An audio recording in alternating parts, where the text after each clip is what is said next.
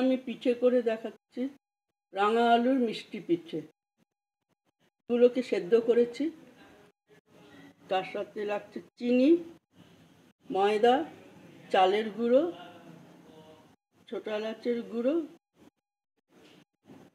এই এখন চিনি দিয়ে চিনির রসটা করে রেখেছি।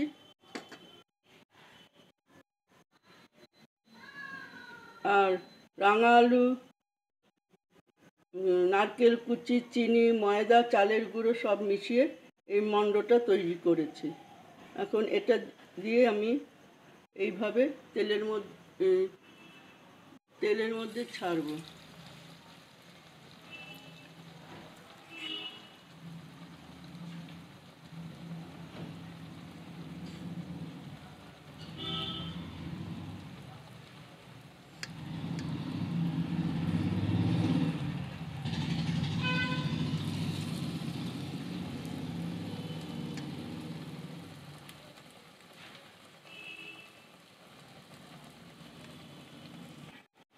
এটা ভাজা হয়ে গেছে, এখন এটাকে তুলে নিচ্ছি।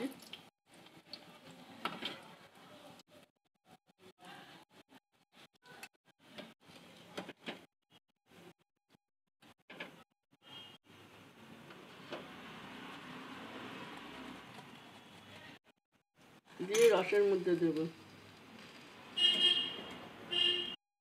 এবার রস থেকে তুলে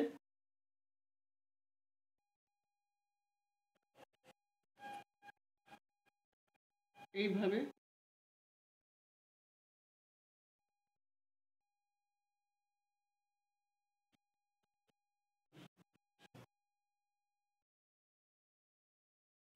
যদি আপনাদের ভালো লাগে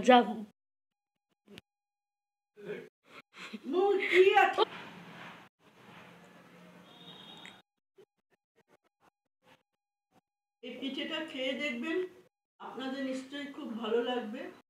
যদি আপনাদের খেয়ে ভালো লাগলে একটা সাবস্ক্রাইব করবেন, আর একটা লাইক, শেয়ার অথবা কমেন্ট করবেন।